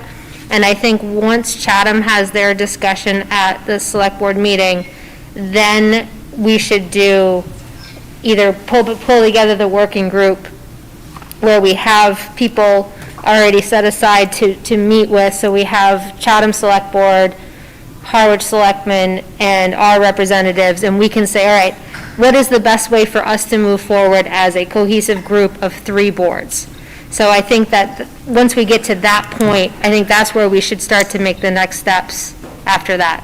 So. I don't know which one of you put your hand up. I think it was Tina, and then you, Mr. Russell. So thank you for that, because that was going to be my next question about the working group, because we do have representatives from all 3 and town managers and everybody there. So I like that, what you just said. We need another member. Yes, and I was getting ready to step into that. So Joe was part of that group, and Joe is not with us. And let me just take a moment to thank Joe for his service, because I don't know that we formally have done that, so I just wanted to publicly thank Joe for his service. But he is no longer a member of the committee or this group, so we will need a Chatham member to step in. I'm leaning. So we do need another Chatham member for the work group. Okay. Put that on the next agenda. Putting on the list, great. Thank you, and Mr. Russell. Nancy, thank you. I think you found a way to get us home semi-early tonight. Your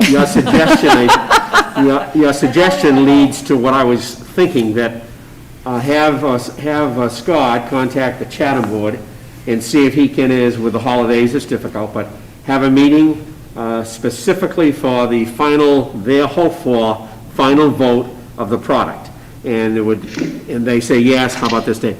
After that meeting, assuming that it's a positive, yes, we agree with it, then we reconvene, as Nancy said. So I think that makes some sense to.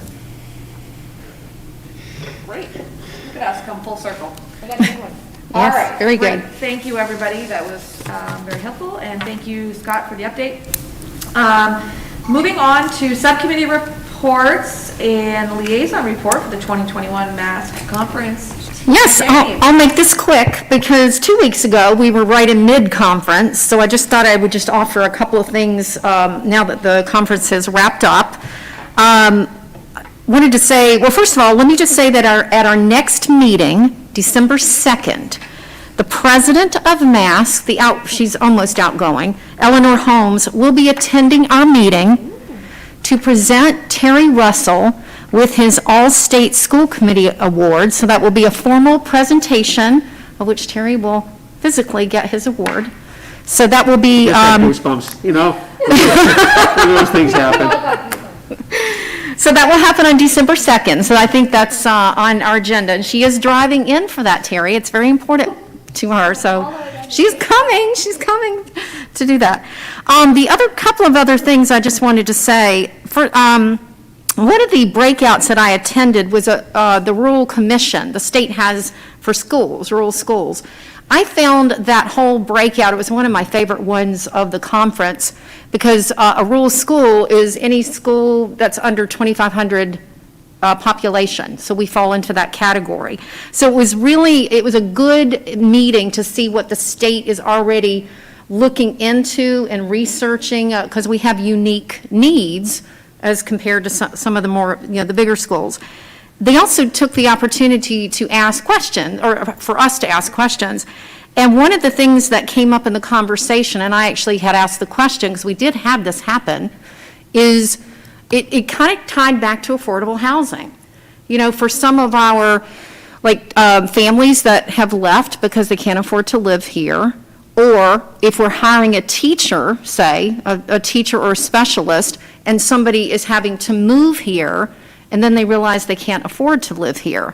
So then that presents a problem for us. And in fact, when I brought that up, another of the school districts had the same issue, that they had a specialist they were trying to hire, and they extended the offer, but the person in their community couldn't afford to live there. So it presents a problem. So I thought it was an interesting conversation about what we, as a rural school district, what are some of the unique challenges that we have. So it was a really good session, I thought.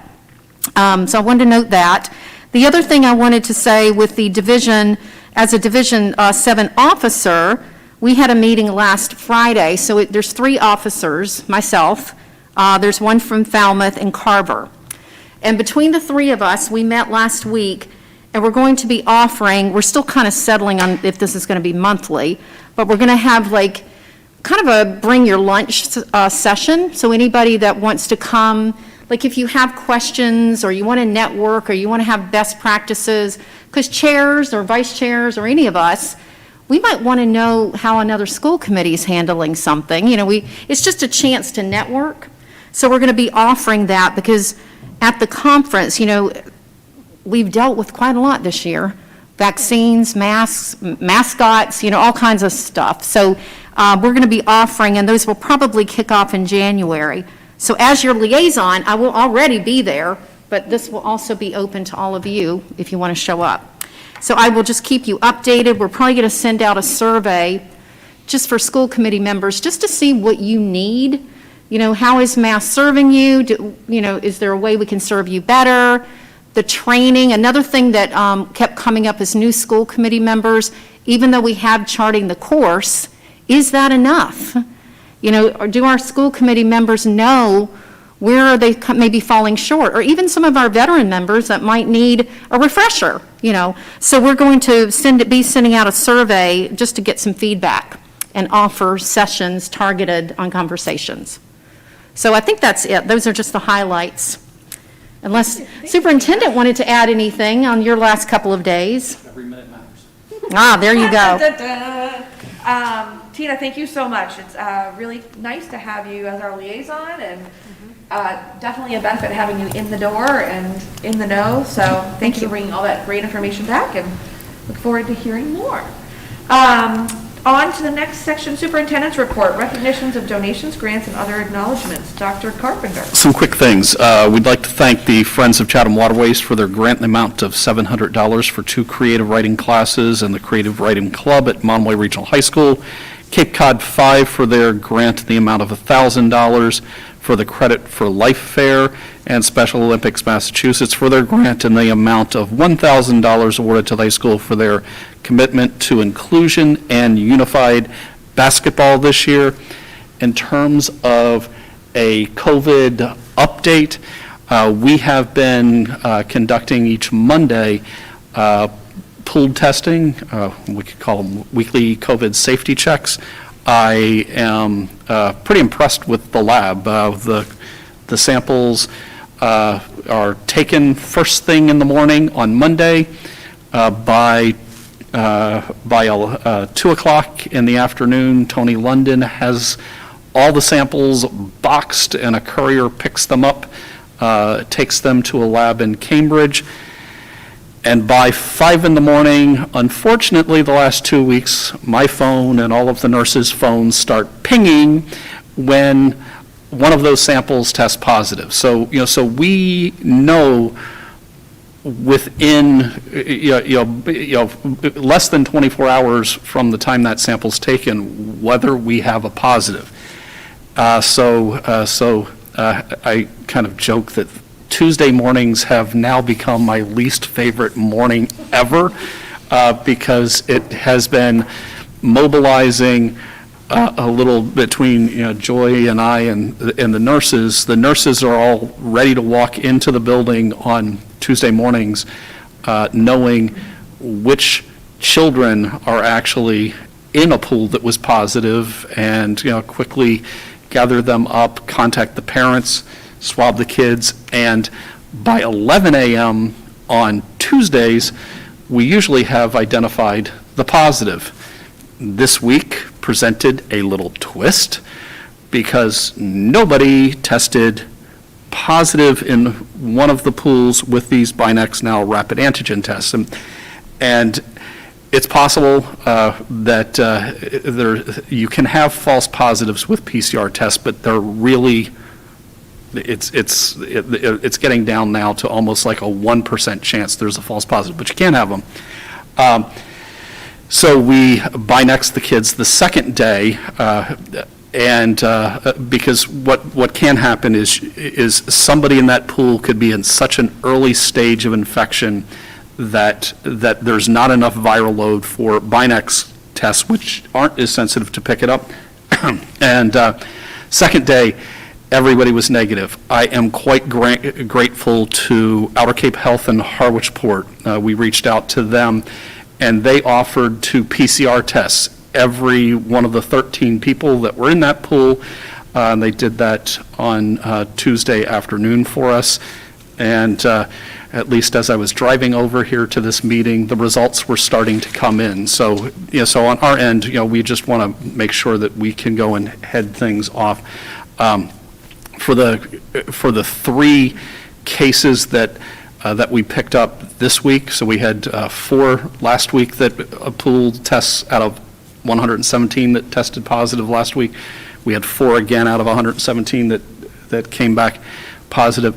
The 3 that we picked up were symptomatic children. They they weren't. It's in an era that wasn't COVID. You would have said, hey, it's like Mark, take a Tylenol and head on to school. You're okay. It's just a slight runny nose. But that's how oftentimes with children it can manifest itself, particularly after they've been vaccinated, because we have seen in a couple cases where, where a child's been vaccinated and having a breakthrough infection, and it's mild, but they're still, they're still having the potential to spread to others, and we want to intervene before, one child is spreading to others in the classroom. And we have really, been blessed to not see any evidence that we're seeing spread in schools. So the masking and distancing that we're doing is working. Unfortunately, I had mentioned that, what a difference a couple weeks makes. So the COVID dashboard, 2 meetings ago, I was happy and ecstatic to go and say it was zeros. We had no active cases. We were tracking any buildings. At the moment, we have 5 at Harwich Elementary School, 5 at the high school, 3 at the middle school, and yesterday, there has been this magic shield protecting Chatham Elementary School, and there has not been a positive yet this year until yesterday. And so it's there. We, I've told our nurses and and the staff that we will be doing pooled testing on Monday, and we have a strategy on how we'll get everything in between Monday and Tuesday when kids go home. But we want to make sure that that the families that are involved in this and the staff that are involved in this, that we'll try to do as best we can to make sure that nobody is heading home to Thanksgiving dinner with grandma sick, and that we don't have 4 days of sleepovers with a runny nose that ends up being 1 case in the beginning of December ends up 20. So so we're doing what we can, and I want to give a lot of thanks to our nurses. It's a grind, and I know that at the moment it's it was pretty easy a little less than a month ago compared to what it is now, and and let's just hope that that this is a momentary blip and that we get heading in the other direction soon. That's it for me. Oh, also, just one last thing. Also, on the dashboard, there is also the vaccination rates. Again, a high school, our 12th graders are sitting at 73.5%. And as you step down into the grades, it's a little bit less as they get younger. Our 7th graders are at 42.7% fully vaccinated. We also have our staff vaccination data are on there. Congratulations to Harwich Elementary School, was the first school to get reported out to be to hit the 80% threshold first. They've been lapped at the moment by Chatham Elementary School. So Harwich Elementary School is sitting at 86% of our staff fully vaccinated. Chatham Elementary School, 95%. The middle school, 92%. High school, 81%. Wow. Scott, are we putting out anything for vaccinations for children under the age of 12? That I know it just came out. And not are we doing a clinic, but have we put out any type of information on that, on the COVID board or anything like that for families? So I've put out, in the superintendent's weekly update, just that the vaccine was available. We have put out that we have a COVID clinic that will be coming to Harwich Elementary School. I have to look up the date again here, but it's, as of before the meeting, we already have 60 families that have signed up for it. So, so there, and I've gotten these cute emails from, from parents that have already gotten their younger children vaccinated, so. Can we do something on the website, like a rolling scroll for the main homepage that has that information in it? Sure. That would be advantageous, so we're not looking through the whole newsletter for that information. Ms. Gaines? Yeah, I just have a quick question. So on the vaccination rate of 80%, is the goal to have the whole district 80%, or is it per school? Well, DESE's guidance had been per school. There is a commissioner superintendent Zoom meeting coming up on Monday, and I don't know the topic, but I suspect that that more and more of these are going to be guidance around when, when districts or schools, schools can't unmask. So the 80% is by school, and I believe that Hopkinton has been experimenting with the high school that was at 80% unmasking. I don't have any information on how that experiment has been going. And it's everybody in the building, correct? Okay, all right. Thank you. All right. Oh, Mr. Russell. Very quickly, and I'd like to eliminate your Tuesday AM worries, and I wonder with Thanksgiving coming and holidays around Christmas and the winter, and I know there was monies that we hired an additional nurse. Is there someone, or could we find someone in the next month that would slot in and remove you from the first phone call on Monday mornings? And I know you've got skill around this, and you clearly have interest and passion around it. But I just wonder if with Chatham thing going on and the meetings, is there a stipend that we could pay someone else to be that first contact with these phone calls coming in from pool testing? Well, What a nice guy Terry is to try to You're a smart read. fellow. Yeah, Yes, Terry. the Are you volunteering? Yeah, the reality is that, that between Joy, Tony, and the nurses, I could get hit by a bus and we'll be okay, in terms of the COVID testing that is happening. I actually, again, getting back to the nurses, it was, they were still tracking, when I was saying we had, 2 meetings ago where we had zeros in each building. It wasn't that there weren't any positives, it's that there weren't any that had impacted school. They are tracking and keeping, keeping their, all these, parents that are sick, or, which household, has COVID in it. So they're, as the pandemic has gone on, the contact tracers that were more local have sort of evaporated, and it's become our nurses. So they're kind of getting stretched thin, and then you can imagine, that when you've got 5 cases at Harwich Elementary School and all the close contacts and all the test and stay, so there's, the nurses, we have sub-nurses, and we've had to pull in sub-nurses in addition to the COVID nurse we added in the budget, just to keep what we're doing going. And, so I am praying that we see our numbers come back down so that it's sustainable for us as a system. I'm also a little concerned that, that there's some, sometimes you get something from DESE and you're trying to read between the lines on what they mean. So, by tomorrow we're supposed to have, or all districts are supposed to have all of their testing information in, because DESE wants to make sure that we're using these rapid tests, effectively, or that we're using them to keep kids in school.